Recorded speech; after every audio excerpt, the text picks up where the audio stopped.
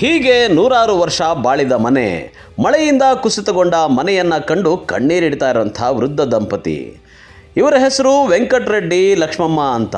ಚಿಕ್ಕಬಳ್ಳಾಪುರ ತಾಲೂಕಿನ ಗುಂಡ್ಲಗುರ್ಕಿ ಗ್ರಾಮದವರು. ಹೌದು, ಈ ವೃದ್ಧ ದಂಪತಿಗಳಿಗೆ 4 ಜನ ಹೆಣ್ಮಕ್ಕಳಿದ್ದು ಮಕ್ಕಳನ್ನು ಮದುವೆ ಮಾಡಿಕೊಟ್ಟ ನಂತರ ಗುಂಡ್ಲಗುರ್ಕಿ ಗ್ರಾಮದ ತನ್ನ ತಂದೆ ಕಟ್ಟಿಸಿಕೊಟ್ಟ ಮನೆಯಲ್ಲಿ ವಾಸ ಮಾಡಿಕೊಂಡು ಜೀವನ ನಡೆಸ್ತಾ ಇದ್ರು. ಇನ್ನು ಚಿಕ್ಕಬಳ್ಳಾಪುರ ಜಿಲ್ಲೆಯಲ್ಲಿ ಕಳೆದ 3 ದಿನಗಳ ಹಿಂದೆ ಸುರಿದ ಭಾರೀ ಮಳೆ ದೊಡ್ಡ ಮಟ್ಟದಲ್ಲಿ ಅವಾಂತರ ಸೃಷ್ಟಿ ಮಾಡಿತ್ತು. ಬಿರುಗಾಳಿ ಸಹಿತ ಗಾಳಿ ಮಳೆಯಿಂದಾಗಿ ವೃದ್ಧರ ಮನೆ ಕುಸಿದು ವೃದ್ಧ ದಂಪತಿಗಳು ಸಂಕಷ್ಟಕ್ಕೆ ಸಿಲುಕಿದ್ದಾರೆ. ವೆಂಕಟರೆಡ್ಡಿ ಅನಾರೋಗ್ಯದಿಂದ ಬಳಲ್ತಾ ಇದ್ದು ಮನೆಯಲ್ಲೇ ಇದ್ದ ವೇಳೆ ಈ ಅವಘಡ ಸಂಭವಿಸಿದ್ದು ಅದೃಷ್ಟವಶಾತ್ ಪ್ರಾಣಾಪಾಯದಿಂದ ಪಾರಾಗಿದ್ದಾರೆ. ಗುಂಡ್ಲಗುರ್ಕಿ. ನಿಮ್ಮ ಹೆಸರು? ವೆಂಕಟರೆಡ್ಡಿ. ಮನೆ ಹೆಂಗ್ ಬಿದ್ದೋಯ್ತು? ಮನೆ ಮಳೆ ಬಿದ್ದು ಎಲ್ಲ ಬಿದ್ದೋಯ್ತು. ಯಾವಾಗ ಬಿದ್ದೋಗಿದ್ದು? ಮನೆ ಮಳೆ ಬಂದ.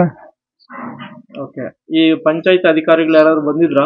ಯಾರು ಬಂದಿಲ್ಲ ಸರ್, ಯಾರಿಗೂ ಹೇಳಿದ್ವಿ. ಈಗ ಈ ಮನೆ ಬಿಟ್ರೆ ನಿಮ್ಗೆ ಬೇರೆ ವಾಸ ಯಾರು ಇಲ್ಲ. ಎಷ್ಟು ಜನ ಇರ್ತೀರಿ ಮನೆಯಲ್ಲಿ? ನಾವಿಬ್ರೆ. ಯಾರ್ಯಾರು? ನನ್ನ ಹೆಸರು ನಾನು. ನಿಮ್ಮ ಹೆಸರು? ನನ್ನ ಹೆಸರು ಲಕ್ಷ್ಮಮ್ಮ. ಓಕೆ. ನೀವು ಇದು ಬಿಟ್ರೆ ಬೇರೆ ಮನೆ ಇಲ್ವಾ? ಇಲ್ಲ ಸರ್. ಮಕ್ಕಳೆಲ್ಲ ಮದುವೆ ಮನೇಲಿ ಅವ್ರು ಹೋಗ್ಬಿಟ್ಟಿದ್ದಾರೆ. ಮೊನ್ನೆ ಸುರಿದ ಬಿರುಗಾಳಿ ಸಮೇತ ಗಾಳಿ ಮಳೆಗೆ ವೃದ್ಧರ ಮನೆ ಸಂಪೂರ್ಣ ಹಾನಿಯಾಗಿದ್ದು ವೃದ್ಧ ದಂಪತಿಗಳು ಈಗ ನಿರಾಶ್ರಿತರಾಗಿ ಬೀದಿ ಪಾಲಾಗಿದ್ದಾರೆ. ಇನ್ನು ವಯೋವೃದ್ಧರ ಪರ ನಿಲ್ಲಬೇಕಾದ ಸಂಬಂಧಪಟ್ಟ ಅಧಿಕಾರಿಗಳು ಮಾತ್ರ ಬೇಕಾಬಿಟ್ಟಿಯಾಗಿ ವರ್ತಿಸ್ತಾ ಇದ್ದು ವೃದ್ಧರ ಕಣ್ಣೀರಿಗೆ ಕಾರಣವಾಗಿದ್ದ ಆಸರೆಗಾಗಿ ಅಧಿಕಾರಿಗಳಲ್ಲಿ ಮನವಿ ಮಾಡಿದ್ದಾರೆ.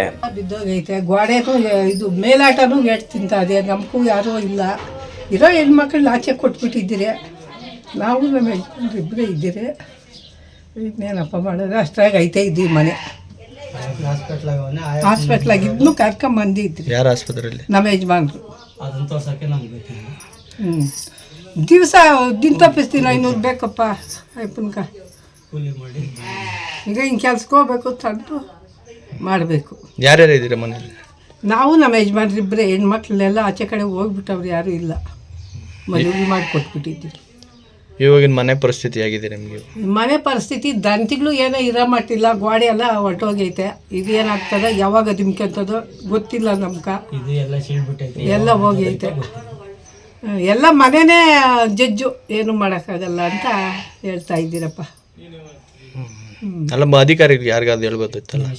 ಅಪ್ಪ ಹೇಳಿದ್ರು ಸ್ವಾಮಿ, ಬೀಳ್ತಾನೆ ಹೇಳಿದ್ರಿ ಹಿಂಗಾಗೈತೆ ಹೆಂಗೆ ಪರಿಸ್ಥಿತಿ ಅಂತ. ಇವಾಗ ಅಂತ ಇದು ಇಲ್ಲ ಮಂಡಲ್ ಒಳಗ ಅಂತ ಹೇಳಿದ್ರು. ನಮ್ಮೂರು ಮಂಡಲ್ ನಂಬರ್ಗಳು ಏನು ಹೇಳಿದ್ರು? ಇವಾಗ ಯಾವುದು ಇಲ್ಲ ಕಾನೂನು ಅಂತ ಹೇಳಿದರು. ಬಿದ್ದಿದ್ದ ದಿವಸನೇ ಇಬ್ಬರು ಕೇಳಿದ್ದೀನಿ ಮೆಂಬರ್ಗಳಿಗೆ. ಆ ಕಾನೂನು ಬರೋಷ್ಟರೊಳಗಡೆ ಇನ್ನೂ ಏನಾದ್ರು ಹೆಚ್ಚು ಕಡಿಮೆ ಆದರೆ ಯಾರು ಹೊಣೆ ಅಂತ ಅವ್ರಿಗೆ ಹೇಳ್ಬೋದಾಗಿತ್ತಲ್ಲ ನೀವು? ಈ ಥರ ಹೆಚ್ಚು ಕಡಿಮೆ ಆಗಿದೆ ಹೇಳಿದ್ದೀನಪ್ಪ. ಬೀಳ್ದ ದಿವಸನೇ ಹೇಳಿದ್ದೆ ಹಿಂಗಾಗ್ಬಿಟ್ಟದೆ ಗೋಡೆ, ಏನಮ್ಮ ಮಾಡೋದು ಅಂತ ಕೇಳಿದೆ ಮೆಂಬರ್ಗಳನ್ನ. ತಿರ್ಗಿ ಆ ಹುಡುಗನ ಕೇಳಿದ್ನಿ, ಇನ್ನೊಬ್ಬರು ಮೆಂಬರ್ನ. ಆ ಹುಡುಗನೂ ಇವಾಗ ಯಾವುದೂ ಇಲ್ಲ ಕಾನೂನು ಅಂತ ಹೇಳ್ತಾ ಬಂದರು. ನಾನು ಅಲ್ಲಿ ಸುಮ್ಮನೆ ಆಗೋದು, ನಿನ್ಸು ನಾನು ಇಲ್ಲಿ ಕೊಂಡಾಡಕತ್ತದಪ್ಪ, ಸುಮ್ಮನೆ ಆಗಿಬಿಟ್ಟು. ಯಾವ ಪಂಚಾಯತಿಗೆ ಬರುತ್ತಿದ್ದು? ಇದು ಮಂಚಿನ ಬಲ್ಲ. ನಿಮ್ಮ ಹೆಸರು? ನಮ್ಮ ಹೆಸರು ಲಕ್ಷ್ಮಮ್ಮ. ಒಟ್ಟಾರೆ ಬಿರುಗಾಳಿ ಸಮೇತ ಗಾಳಿ ಸಹಿತ ಮಳೆಯಾಗಿ 3 ದಿನಗಳು ಕಳೆದರೂ ವೃದ್ಧರ ಬದುಕಿಗೆ ಆಸರೆಯಾಗ್ತೀವಿ ಅಂತ ಹೋದವರು ಯಾರೂ ಇಲ್ಲ. ಆದರೆ ಚಿಕ್ಕಬಳ್ಳಾಪುರದ ರಾಜಕೀಯ ಮುಖಂಡರು, ಸ್ಥಳೀಯ ಆಡಳಿತ ತಕ್ಷಣ ಸ್ಪಂದಿಸಿ ಸಂಕಷ್ಟದಲ್ಲಿರುವ ವೃದ್ಧ ದಂಪತಿಗಳಿಗೆ ನೆರವಾಗ್ತಾರಾ ಅನ್ನೋದನ್ನು ಕಾದು ನೋಡಬೇಕಾಗಿದೆ. ಕ್ಯಾಮ್ರಾ ಪರ್ಸನ್ ಪ್ರವೀಣ್ ಜೊತೆ ಕಳವಾರ ಅರುಣ್, MMTV ನ್ಯೂಸ್, ಚಿಕ್ಕಬಳ್ಳಾಪುರ.